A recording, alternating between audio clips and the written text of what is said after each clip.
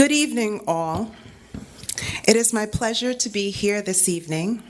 My name is Nicole Benjamin, and I am a member of the Rivertown League of Women Voters, and I will serve as this evening's moderator. League of Women Voters is a nonpartisan organization, so in accordance with League policy, I am not a voter in this district. Before we get started this evening, I would like to remind you that early voting for this election begins on June 17th and ends June 25th. If you would like to vote by absentee ballot, June 17th is the last day to apply for an absentee ballot. And June 27th, primary day, is the last day to postmark your absentee ballot or deliver it in person to Board of Elections. Now let's go over a few ground rules for this evening. The order of opening statements has been determined by coin toss that was drawn before the debate. The order of closing statements will be in the reverse order of the opening statements. The order in which candidates will respond to questions will be rotated by myself to ensure fairness. Throughout the forum, no comments of a personal nor abusive nature will be permitted. The moderator will rule this out of order. Each candidate has 1 minute for their opening statement. Candidates will then have 1 minute to answer each question. The timekeeper will indicate when 30 seconds remain in the allowed speaking time and when time is up. Candidates are granted 1 30-second rebuttal. Questions from the audience were submitted prior to this evening's debate. The audience will not be able to submit questions nor comments during this evening's debate. At the conclusion of the questioning period, each candidate will have 1 minute for their closing statement. Tonight, we have 2 candidates for the mayoral election of New Rochelle. Our candidates for this evening are Ms. Yadira Ramos-Herbert and Mr. Damon Marr. Let's begin with opening statements. Ms. Ramos-Herbert. Thank you, Ms. Benjamin. My journey to this very moment began as a mom who saw a park at the end of her block and knew that as a city, we could do better. I started attending community meetings. I learned how our city worked, rolled up my sleeves, and partnered with our city to bring the changes that our neighborhood deserved. And it is that experience that sets the foundation for my leadership style, not only as a city council member, but as the future mayor of our city. And I can summarize it in 3 C's. The importance of collaboration, which I demonstrated through my leadership of our public safety reform plan and collaborating with elected officials to bring the COVID vaccine to our community. The need for continuity to ensure that the development downtown continues to bring resources that protect our tax base and unite our community with open spaces. And the need for change. A leader that will lead with an equity lens, that will improve our relationships with our labor organizations, and to make sure that the government of the city of New Rochelle is accessible to all of its members. I thank you for your time this evening. Mr. Marr. Thank you. And as I look around, I think I'm a known quantity. 6 years in the public eye as a county legislator, 3 kind of contentious years in the library board, 29 years of civic engagement and dialogue across racial and religious lines, which is a major reason why my wife and I moved into New Rochelle. I think no one has ever questioned why I take the votes I take. They often disagree, as I realize. But there's no question every time I do that, I'm trying to think of the right answer, trying to represent you the people. And for that reason, I have stated many times that I don't take corporate money from companies that are doing business with the city or the county where I am now. And you can look, I've actually posted on my website an answer I've given many times to the Working Families Party that no, I don't take that kind of money. electdamonmarr.com, go to the About tab and scroll down. and you'll see that answer. Thank you. Questioning shall now begin. Mr. Marr, New Rochelle's council manager form of government combines political leadership with professional management. Will you support our council manager form of government? Well, it's what we have now. There have been referenda several times in which any attempt to change it were soundly defeated. There's an argument to be made that elected officials should be directly accountable, and that would be the argument for changing it. I'm willing to have the debate, open up the debate again, and see what people think. It's been a while since those referenda, but by and large, I think it's served fairly well. Ms. Ramos Herbert. Thank you. I think it's important to note that of the two of us, I'm the only one with experience working in this very nuanced form of government. I do support it. I'm proud of my experience working with our prior city manager and our current city manager, and look forward to supporting what it takes to move New Rochelle forward.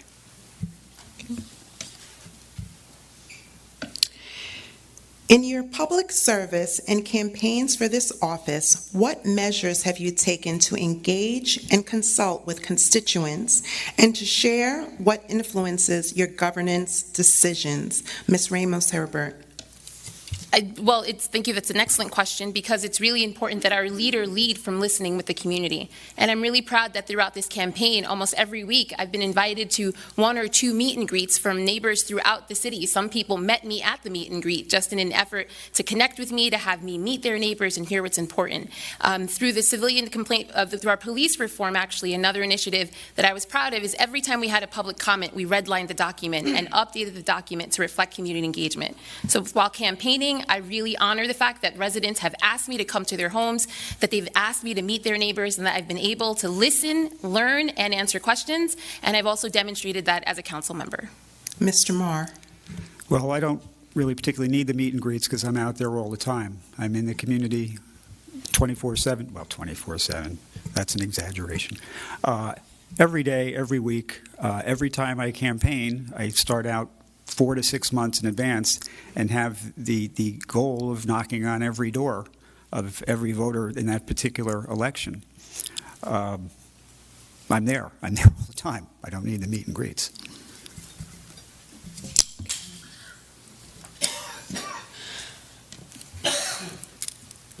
Mr. Marr, what is your definition of housing affordability? Oh my. There are many definitions of housing affordability, but in my role as the chair of the Housing Committee at the County Board of Legislators, we got developers to improve affordability by incentivizing them with county money. You know, the city only requires 10% of the units to be affordable at, we'll get into the jargon here, 80% of AMI. When the county comes in, we raise that number to 25%, lower the affordability rates, the AMI rates to much lower percent. So we do get, and I live in a building that has 25% affordable, and it's working out very well. I mean, that's the idea is to have people at different economic levels living in the same place. That's part of the Fair Housing Act of 1968 that we're still trying to figure out how to implement. Ms. Ramos Herbert. Housing affordability is a key principle or tenet of my campaign, and I think it goes beyond just rentals. So yes, it's important to ensure that we have rentals at affordable rates, but it's also important to make sure that we use the development dollars to help close the equity gap, the wealth gap, the generational gap that happens from home ownership. As a member of the council, I'm proud to have, with my colleague, pushed forward a down payment assistance program that provides 19% of a down payment to first-time home buyers, defined by some of our state delegation as innovative and first of its kind in our region. Additionally, I think it's important that the city, which we have done, provide resources to rehab existing affordable units, resources for homeowners so that they can age in place, and as mayor, I would make it a focus of mine to ensure that we advocate to our federal delegation to repeal the SALT tax cap, which has a detrimental impact on seniors who are aging in place in their homes. May I rebut so much to, I'll start talking now. First of all, there was a plan with the Housing Authority Commissioners to do some sort of equity at Pugsley Hollow. And for their temerity in suggesting such a thing and being counseled by Harvard graduate students and Fordham law students, they were summarily fired. That was an opportunity for housing equity. Salt tax, you know, it's so to repeal the salt, to reinstate the salt deduction that would cost $85 billion. $85 billion can buy universal pre-K, free community college, paid family leave, better child care, earned income tax credit. Not one of those, all five of those. So do you support or you do not support the Biden-Harris agenda? The City Council increased pay for Mayor after Noam Bramson said it was a full-time job. Since mayoralty is a full-time job, will you resign from your full-time positions if you are elected mayor? Ms. Ramos Herbert. The answer is yes. New Rochelle is my priority, and as mayor, I will resign from my job and devote my full time to our wonderful city to push it forward. Mr. Moore. Yes, I'm in the process of winding down my law firm. I do maybe 5 to 10 hours a day in that office, and I find that more than half of that time I'm actually doing government work. So that's not a problem with me. What would you do to promote economic tourism, such as promote the Thomas Paine Cultural Center? Mr. Marr. That's a good question because there are basically three functions I think the mayor in this form of government has. Number one, he or she is the chair of the board, sort of the city council being like a corporate, it is a corporation, corporate board supervising the city manager. Second is ombudsman. People have a complaint. You go to the commissioner, you go to the city manager, see if you can help out in that regard. If you can't, at least you report back and say what the issue is. Third, and very important, is sort of PR cheerleader, bringing out all the most important aspects of the place we live. Certainly, Paine, the history of Thomas Paine here is very important. But in a suburban area like this, the biggest part of our reputation, the biggest thing we have to protect, is the reputation of the schools. We have to work together with the school board. We can't abandon our public schools. Ms. Ramos Herbert. Thank you for the question. I think it goes beyond just Thomas Paine. It's about, the cheer champion for the city, and that involves leveraging expertise. The city council currently has a retail task force, which is a mix of business owners and experts to think about what are the strategies, and then deploying who are the best people to make the case for different parts of not just tourism, but economic development. We want to see our downtown more revitalized. We want to see those ground floor spaces filled with different ways that we can support the local economy, but also just kind of do regular day-to-day sort of shopping and engagement. And so as the mayor, I would be committed to partnering with the experts and then figuring out who are the best people on the team to make the strongest case to help bring more energy to our city. Should large campaign donations from interests who have business before the city be accepted? Ms. Ramos Herbert. It's a great question, and I think transparency and improvement of campaign finance is important, and I would welcome any conversations and advocacy around doing so, campaign finance and ensuring transparency. Mr. Marr. That's it? Okay. So transparency, and meanwhile, we had to wait a week for anybody to disclose where the $60,000 came from, the mysterious $60,000 to my opponent's campaign. Now we know it's from a developer who's not so much into affordable housing. Louis Capelli is one of the greatest proponents of luxury housing. He built, with Trump, he built the Trump Plaza. In fact, there's an article in Forbes calling him Mini Trump. You could have disclosed these things yourself, and meanwhile, you're trying to hide it. It was a very ham-handed attempt to hide this stuff, and it almost worked. A rebuttal, please. Thank you. 30-second rebuttal. So first of all, there was nothing to hide because I disclosed the money. The disclosure of the money was to come from the Westchester County Democratic Committee, who then disclosed it. Second of all, you're challenging a process in which you yourself have received monies from an affiliated part of the Democratic Party while you were running for county legislator. Third of all, you want to talk about transparency, and on the county legislator, you voted down a pay transparency law that would have helped women and people of color ensure that they have equitable salaries. So don't talk to me about transparency unless you're going to be honest about what you've done as well. It is now time for closing statements. As stated earlier, closing statements will be presented in reverse order of opening statements. We will begin with Mr. Marr, 1 minute. Well, again, you know, the only thing I've seen that my opponent has on me is the salt tax, and that it's double taxation. But you know what?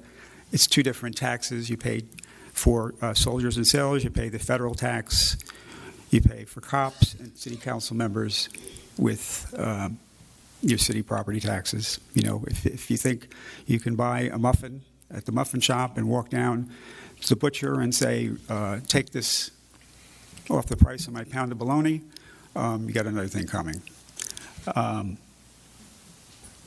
Love the city. I think everybody is aware, again, that it's very clear that you could avoid the appearances of impropriety. We went to law school. We learned that you should avoid even the appearance. And I'd say certainly taking $60,000 certainly makes a question of whom you represent. Is it the people or is it the developers?